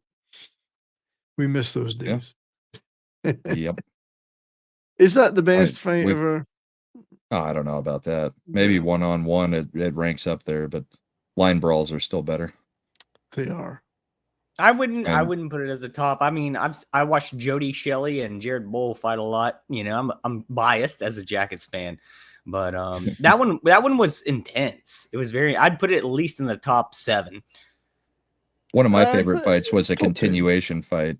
I can't remember who it was between, but Cody McLeod for the Avs fought somebody. They went into the box. They stepped out of the box and immediately went right back at it. And I love that. They kept the in-camera or in-arena camera on them the whole time. They did not stop talking for the full 2 minutes, plus the commercial break. They just sat there screaming at each other. And then, second they came out, they couldn't right back off, right back at it, and both out of the game. We'll get that for the next show. We have to get that for the next show. Yeah, I don't know which fight it was. It was not an important game. It was just they both got pissed off and they went at it. Hockeyfights.com will have that one. It's a great site, by the way. Hockeyfights.com and their Twitter feed. It's brilliant. We get a lot of stuff from them. It just reminds us. Chicklets, a few of them. Yeah, they put stuff up on Twitter that reminds you of this old stuff, and it's just a gold mine, you know. Yeah. Could you imagine like LeBron James and Steph Curry having a fight or something in basketball? It just doesn't. It doesn't work. LeBron James, the guy that fell over this week and claimed and started weeping and wailing and got a penalty shot, and he fell over. He threw himself over, and doesn't surprise me at all. He wasn't even touched. I have on the refs. I don't watch basketball, never have, but LeBron James is a huge personality, and I can't stand the guy. Can't stand that guy. I am not a fan of basketball and not a fan of LeBron James. And that's part of the reason I played soccer, but I can't watch soccer. I mean, those guys roll around for everything. It drives me like nuts. a sniper shot them. Yeah. Oh, he blew on me. But if you put a little bit of cold spray on it, it's fine. Who was that player? Who was that player a couple of weeks ago that got a skate in his face, got stitches, and came back out? Who was that? We showed it. I can't remember who it was, but he got shoved down onto somebody's skate, and it went right under the visor across his forehead. Yeah. And he got stitches, came back and played. Yeah, that's hockey. I think it was 72 stitches. 72 stitches. Right back out and played the same game. Yeah. That guy on the Dallas Stars 70s. Oh, Miro had a heart attack. Miro got hit with a puck right here, He got unknown number of stitches. He did miss the rest of that game, to be fair. But when he came back the next game, it was just like this huge, Yeah, just like Frankenstein yeah, it zigzaggy. was big, like red thing this size, full face mask, and he played 30 minutes a night since then. Gets plastic surgery in the off season. Yeah, you guys know who Cam Atkinson is? Probably. Oh, Cam Atkinson. Oh, yeah, yeah. dude. Did you hear about his eye injury there? Like, was it like 8 years ago? Oh, probably. But... Look, he has a scar. This is insane. He didn't come back that game. He did not come back. I think he was out for a little bit. But he literally was skating behind someone, and their skate came up, sliced his eyeball. Literally his eyeball. Like not even like literally his ball. The ball of his eye was sliced. And luckily, it wasn't like too serious. And he still has a scar. But man, dude, that would be rough. Oh, he looks like Sub-Zero in Mortal Kombat 3. We had there was somebody last week that we talked about, or the week before, that had a pretty bad injury, but they broke their leg and they kept playing. I can't remember who it was. The leg was broken. Well, yeah. Well, and a couple weeks ago, Cogliano had his neck broken and kept on playing. Playing. Yeah, there's been a couple of them that just like, oh, holy moly! Yeah. I mean, he didn't know it was broken. He just after the game, when the adrenaline wore off and everything, he was like, "Yeah, it doesn't feel right." Yeah, maybe then they got him into an MRI instead of an X-ray, and they said, "Yeah, it's broken." So, speaking of that, though, we always know that at the handshake line, regardless of what happened during the game, sportsmanship is the number one thing in the handshake line, unless you're Milan Lucic. So it's good game, I'm gonna fucking kill you. Sidney Crosby. Yeah, good game, I'm gonna kill you. Good game, I'm gonna fucking kill you. Wait till next year, bitch. Good game. I can't stand I'm gonna kill you, bitch. I'm gonna kill you. Good game. I can't stand that guy. I'd love him to be on the Jackets, but I can't stand him not on the Jackets. Love him to be on the Jackets. But I love that. I want that guy on our team. Handshake, hardly touch the guy. Fuck you. Yep. So my great buddy Snowdub, who is the most wonderful channel and does the most wonderful stuff, love you, brother, has super chatted $10, money towards a new kilt. Well, those things are cheap. Are not cheap, Kilts are not going to wear themselves. Wait a minute. I need to get a kilt to wear with the smoker jacket for Dallas. Kilts are fun to wear. That way I might stay a little bit cooled off with the air, Oh, kilts are hot. Make sure you get a utility one, not a proper one that are like that thick and they're hot as yeah. Get a utility. Utility tilt. Hey, Snowdub, are you coming to Dallas? The real cloth kilts are hot. Trust me. Yeah. So thank you, buddy. Really appreciate that. And we've got to have to play some kind of exciting video for you. I think we'll do this. But know this shit hard. If ever there comes a time when it gets down to the marrow and it's you and me, kid, I will lay you the fuck out. I love that. Feel the chills when I watch that. Yeah. Never before has an actor from America played a Canadian hockey player so well as Schreiber. Or that's one of the most memorable Canadian. scenes. Also Canadian, yes, that's right. Yeah. He played Sabretooth as well. Yeah, that's what Bravo said. Sabretooth Canadian from Alberta. Yeah, I mean, him and Wolverine, they're Canadians. But, mm-hmm. And Ryan Reynolds. Ryan Reynolds. Deadpool. Not going to buy the Ottawa Senators, apparently. No. Which is a shame. No, he's not. I haven't heard that news. Yeah, he's planning on buying them. Yeah. They got outbid or what? I don't know. I just don't think it's going to happen. So. Hang on, I've got another. Where's the other goon clip? It's not that one.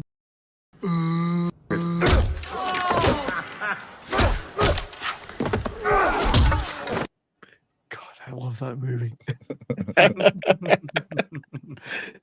Well, that was all the clips, all the hockey clips. We've got some more adverts. We could play one more. Do a few more.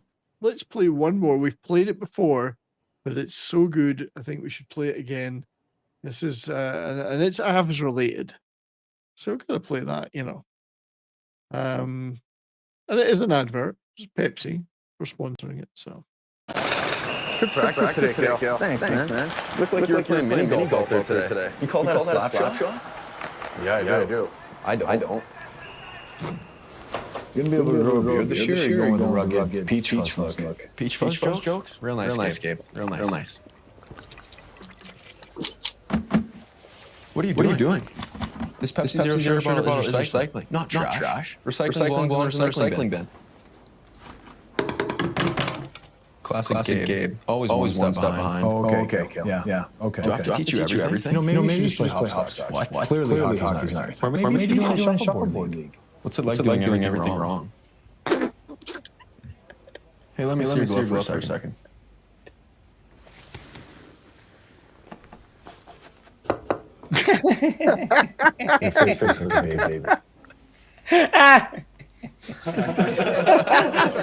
Know the difference? Make a difference. Be a team player and recycle. Visit PepsiTrashTalk.com. Your face looks like a baby. 70s. May I request a clip tonight? You may, if we have it. Because, well, I mean, can you like YouTube it if you don't have it or anything like that? Like, of course, mate. Of course. Okay, so Brahma, I was telling Brahma about Rick Nash's greatest goal against the Coyotes last night, and he said he didn't remember it, and that's like my favorite hockey clip of all time. So please look up the Rick Nash goal against the Phoenix Coyotes. Oh, I remember them. Do you know the clip I'm talking about? 70s? Do you know which one? Oh, I probably did, but yeah, I'm old. Oh, man. you gotta old. see. I can't remember yesterday. Don't ask me about I can't remember anything that ever happened in Columbus. Columbus have got a team. Is this like safe flight repair, safe flight replace? Is this like junior team or playing against a team that doesn't exist? The Phoenix Coyotes. The Phoenix, exactly. The Tempe Coyotes, or as they're soon to be known, the Salt Lake City something or others. Right, I think this is it. Salties. Salt Lake City Salties. Salties. The Salt Lake That's City. That's about as inventive as they get today, yeah. The Petersburg Pete's or the Salt Lake City Templars or something. I don't know. That's right. Freemason. Salt Lake City polygamists. The polygamists. a bit close to the bone there. So right. So I think this might be it. Forgive me if there's any echo here because it's one of these ones I'm sharing and I try not to share the. It's the only one. It's the only one. It's the only one. This is it. Yes. This is it. Yes, it's the only one. Yes. So this is my favorite clip of all time in hockey. Let's do it. Move to the point. Here's Derek Morris. Morris blocked. Pekka. Outlet pass for Rick Nash. Nash now tries to split the defense and walk in. Nice move. Another nice move. You score! What a goal! It doesn't get any better than this. Rick. You know, if only he played for an NHL team. Somebody should have called him up and offered him the contract. let's see that again. That hurts, dude. It's amazing. It's amazing. It was nice. I know. I remember it now. I remember it now. Scored his career. He takes a chip pass inside, outside on the defenseman again, and then Holt did or nothing left. Wow! A bound and determined Rick Nash. Take a look at this from ice level. Remember, it was Rick Nash who went off for high sticking, allowing Hensel. And the goalie actually did poke check it. It just happened to go right back to him. He did. Exactly. What man. really impressed me was his work with David Crosby and Steve Stills. I mean, Crosby, Stills, Nash, and Young. Yeah. Occasionally Young. Yeah. Sidney Crosby. And Rick he was Nash a hockey player. Incredible, really. That's my favorite clip ever. That makes me feel good every time I watch it. Or was he the Johnny Nash that sang I Can See Clearly Now? It's one or the other. I can see clearly now. Now the rain is gone. I sang that song at my wedding party, drunk with a band, with my friends in their band playing behind me. It was terrible, but I had a great time. The audience hated it, but that was the song that was the one song I sang that night. Well, that's not true. I sang Thunderbird by ZZ Top as well, but that's a different thing. I was really drunk by that time. Smokey said, "Gotta love Cheers to that. AHL highlights." Yeah. As soon as I put that up, though, warning: copyright has been detected. Well, it had a watermark on it too. Don't get me wrong, fellas. I'm aware of what the Blue Jackets, what we're viewed as. I'm aware of that. But I'm a diehard fan, and as long as they don't get, just completely knocked out of the league because we're not making revenue, dude, I'm standing by my team, dude. I'm a low-key fan as well. I like them. I like the fact that they've survived and actually done pretty well considering the odds against them in that We're the market. underdogs. It's I just like lucky being the there isn't underdog. demotion in this league. My whole life I've been the underdog, so it makes sense, Yeah. Shellback has mentioned Mystery Alaska. You asked for it, you get it. What are you talking about? I'm talking about we're beaten. We're not beaten. I'm not beaten. Mystery Alaska. Great movie. Yeah. So I think that's it, guys. That about does I'm it done. tonight. So yeah, I'm done. Hoff, you want to tell us what you got going on? Yeah. Well, before I do, I want to thank That 70s Rock Fan and Brahmabull and also Courtney, because Courtney, it's Courtney's Fellowship of Oddballs, is the one who told me about this show and said that maybe I should be part of it one day. And I'm glad to be a guest, and I'm glad this has actually happened, because I was like, maybe this could never happen, because I don't like asking to be on people's shows or whatever. But I'm very, very grateful to be here. And cheers to Courtney, cheers to That 70s Rock Fan, and cheers to Brahma. Go to hoffcast.com if you want to find out anything about me or where to find me, at Hoffcast on Instagram, Twitter. I mean, I do shows every Tuesday night at 9:30 p.m. We talk about current events, theories, and we laugh at the insanity of the world. And we have a good time over there. And we're bosses, and we accept everyone on my channel. So if you're, thank you so much. So if you'd like to come join us on Tuesday nights around 9:30, you're all more than welcome to, because I welcome everyone, and my chat is amazing. I'm not talking down about anyone else's chat. My chat is amazing. And we make friends. We have a good time. We share ideas. So I really would encourage anyone to maybe come check it out. It's fun. But last thing I'm going to say, once again, thank you so much, you guys, for having me on tonight. I had a great time. I hope you have me on again sometime. Yeah, thanks for being here. Yeah, it was our pleasure, mate. Thanks for being here. You've been a wonderful guest. You're welcome anytime. Nice to find more hockey fans within this corner of I hope Rumble. I hope I've been out of the loop of hockey because the Blue Jackets obviously had a bad season, so I didn't really, I've been keeping up, but I might be watching this week, so I can come back next week maybe and have some more, Well, ideas. I'm not quite sure about next week because I'm actually traveling. I'm going on holiday, so I may not be participating. Yeah, we're going to have a weird couple of weeks because we've got next week you're gone, and then we've got Dallas meetup. So, all right. I'm supposed to be in Dallas. Yeah, well, I'm glad I got here tonight. You're welcome anytime, mate, and it's been a lot of fun. We'll probably come back just in time for the cup to be awarded. The funny thing is, if Dallas do make it to the finals, I'll be in Dallas. Yeah. It's total coincidence, but there you go. You'll just have to take video from a game. Yeah, pure coincidence. And spend a lot of money. I spent a lot. Well, I do have friends. I was a season ticket holder. My friends are all still season ticket holders, so yeah, it may happen. But yeah, Hoff, you're welcome anytime, mate. As Brahma was saying, thank you. There's not many hockey fans in our corner of YouTube, and the That's internet true. and Rumble. So we're pulling them in the chat. We are. Well, I'll be here anytime you'll have me. I apologize for not coming by last week because honestly, this is the worst night of the week for me to stream because it's my earliest day to be at work the next day. And I kind of went to bed early last week, but this week I prepared for it. I set up for it because, I felt like, I don't know. I get insecure sometimes. I didn't know if you'd have me on, and that's not your fault. That's my fault. And I've already talked to Bravo about that, but it's not you, it's me. Yeah, exactly. Luckily for you, the show's only got another 4 hours to run, so you'll be able to go to work straight after. Okay. Awesome. Let's go. Let me get my bottle back out.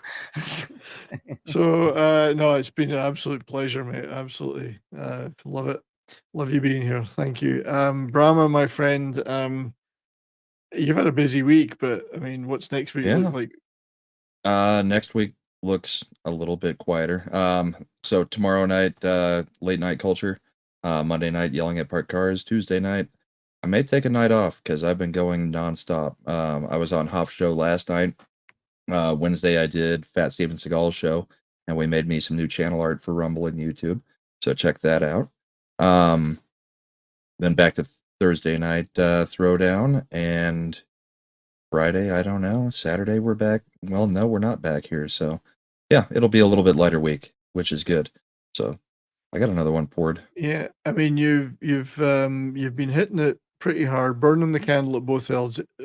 It is hard to believe that you are only 24 when you look at him. It's Mad says the years have been mean to me.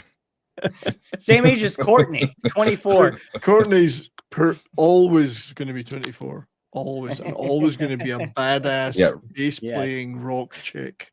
Reverse those numbers and you're getting to where I'm at. The answer to life, the universe, and everything. That's right. Yeah. As for my good self, I will be taking a little bit of a break for a week or so from the interwebs, to go on holiday. A holiday that's been long delayed because of global events and whatever.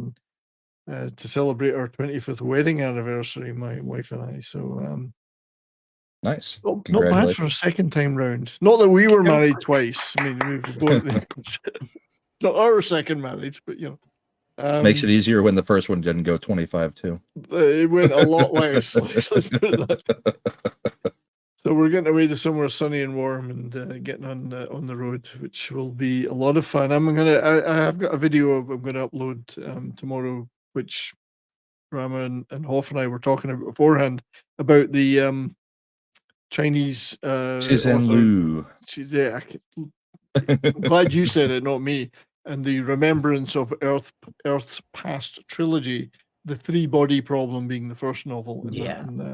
It's an awesome set of books. Yeah. And, 70s. Before you go, one last thing. I just thought of this. Okay, and I don't know if we're doing like a backstage thing or anything, or if we're just heading out. While I have the chance, backstage. Man. You're that 70s rock fan. I'm a musician. If you ever have time in like a month from now when you're free, I'd love to have you on Hoffcast and talk about some music, maybe. So I see the Who on your wall, and I see all the music around you, and I'm a musician, so I'd love. Yeah, I'd love to, mate. I'd love to. Yeah, I'm trying to Thank sort you. of carve out a little bit of a music corner in this our part of the interwebs. It's beautiful. I've had a lot of great shows recently with guys that have been tour managers and road managers of famous bands like Deep Purple and Rainbow and Dio. Nice. Phil Collins Mal Craig's Phil Collins' right-hand man has guested on my show. Wow. Stuff like that. I've been so lucky recently to have such great guests. I'd love to come on and talk about music to you. Thank you, man. You'll talk music with anybody. Yeah, and Brahma even you, huh? Brahma has even guested me, on my show. even me. Brahma guested to talk about grunge, which was one of our best shows we've ever done, in my opinion. But when I come back from my break, I have the most incredible show lined up on June 19th with Graham Bonnet, singer of Rainbow, Alcatraz, Michael Schenker Group, and various other major metal albums. Graham Bonnet's going to be guesting on my show. I'm so stoked because Rainbow's Down to Earth is one of my favorite albums of all time. And I love Alcatraz and Michael Schenker. So that's going to be such good fun. I'm extremely privileged that he's a lovely guy and he's agreed to come on the show. So really looking forward to that one. But we've got a few other things. Oh, it's just unbelievable. And also I've got a guy called Kevin Harrington who's agreed to come on the show. If you ever watch the Beatles movie Let It Be or the Get Back, the Peter Jackson Get Back, he's the red-headed guy in the room. He's the roadie. And he's the guy holding the lyrics up for John Lennon on the rooftop. And so he's going to appear on the show soon too. It's been a lot of fun. I'm just having such a great time. Yeah, dude, it's nice. It's all about having fun. So, but yeah, I mean, I do Absolutely. other stuff, science fiction and movies and whatever. So, thank you, the chats. Yeah. Thank you both. Chats on both Rumble and YouTube. Yeah, you guys have been brilliant. You really make this show. You're on fire the whole time. I wish we could show more of it, but it's nice how active it is. I mean, it shows that some people are actually here having a good time. So nice to see the lines moving all night long. So indeed, and please, everybody, subscribe over on Rumble to Brahma and myself over there. Brahma's. I do have a Rumble as well. And Hoff. I do. Yeah, I do have one. I just don't use it so much because Brahma taught me about it last night, and I'm going to get more involved in Rumble now that he taught me about live streaming the Rumble. But yeah, I do have a Rumble as well. I don't use it. Yeah, I'm doing a few exclusive things over there, and it's great because you don't have to worry about the copyright shit so much. So it's fun, you know. Yeah. But yeah, subscribe to Hoff, subscribe to us guys if you're not already, and I'd be surprised if you weren't. I think most are. Yeah. I've got 100 over in Rumble now too. You've got 142. I've just made 100 tonight on Rumble. Not that this is going out in Rumble, but been great. Yeah. That's good. Thanks everybody. It's been wonderful. Thanks to Brahma for being my wonderful friend and co-host. Thank you to Hoff for joining us. Stay well, everybody. We will be back. It's Bourbon and Boarding will be back. We just have to figure out when and how. He just has to go on vacation. I just and then I have to go meet up everybody in Dallas on June. Well, I'll be in Dallas too. So yes, you will. But I'll be lying by a pool for be the great. next 10 days. So yeah, have a great time. Go Stars. Don't forget, that's most important. Good luck. Go Stars. Take care, everybody, and stay well.